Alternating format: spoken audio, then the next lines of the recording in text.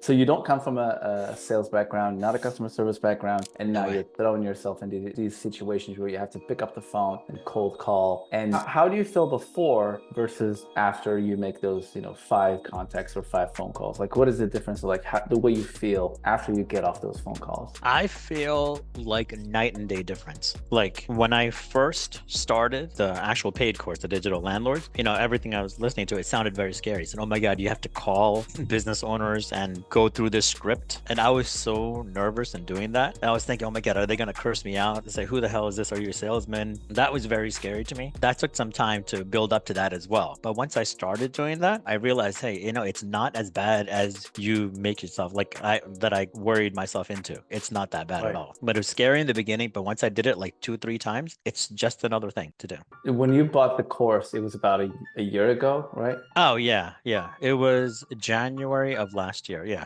Okay, so would you have done anything differently now that you know how easy it is to, or not easy, but you know how to navigate yourself through a phone call? Would you Oh, yeah. have made more calls before? Oh yeah, yeah, definitely, definitely. Like, I would say the one of the reasons why, well, two of the reasons why it really delayed me was Google Ads, because I had a Google Ads account from years ago, which I never paid off correctly. I had like a small amount. Hmm. That took 3 months just to reconcile with Google. So once I got that done, the second part that delayed a lot was, I think, my own arrogance, because I'm thinking, hey, I have a programming background. Nick has a sales background, so let me mix half of what he's saying and half of what I think a website should be created. So I actually did it my way instead of his way, and I mixed half of his stuff and half of my stuff in there. And building these websites, there was one of the first websites I created after I bought this. I spent 6 weeks creating it, perfecting that website that horribly bombed and failed. Then I'm thinking, oh no, there's something wrong. So I went to the next city. I must have done like 35 due diligences by then. There's Excel sheets. I went to Hmm. the next city, did the same exact thing. I made the website again myself, and that totally bombed as well. Everything bombed about it. Then I realized, hey, let me take a step back and listen to every single video in the Digital Landlords course. After I went through every single video again, and on top of that, I went through the private Facebook group, went through all the lives as well, the live recordings with fixed paid ads and all that. Then I realized, oh, here's all the mistakes I made, and I followed exactly what he said, and then it finally worked. I can relate. I can relate to a lot of that. And I always say in the group, like it pisses me off how much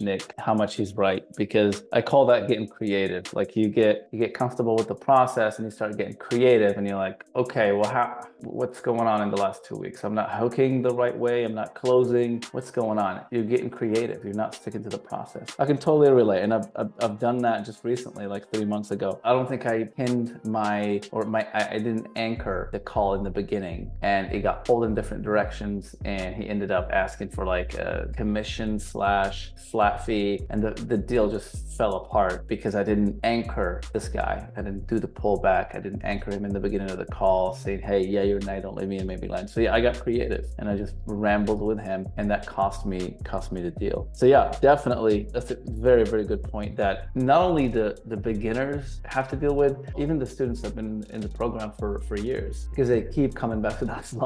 Unfortunately, I still do it, and I've been in the program for years now. I like how much due diligence you do. You're not scared to do a lot of due diligence. Are you usually like a systematic person? Like you like your lists and your research and your data? Oh yeah, yeah. I definitely live on Excel. So doing the due diligence, that's the easy part because I'm coming from a programming background, right? So I literally Yep. sit behind a computer all day analyzing things. So that's not a problem at all. I'm actually going and building an app that actually do all this automatically instead of me having to look at or even hire VAs. So I'm putting that together myself. I got it halfway built already. Wow, nice. I mean, that's definitely an asset to have, having that technical background and shortcutting certain things. And now you're bringing that sales piece that you're attaching to that. I mean, you're going to be unstoppable. You had some failures with ads, first of all, which is the scariest of all the failures, because when you fail, it means money. Tell me a little bit about those failures. Let's start with the ads first. Okay, so number one with ads, it still goes back to that. What's Nick's training in the Digital Landlords?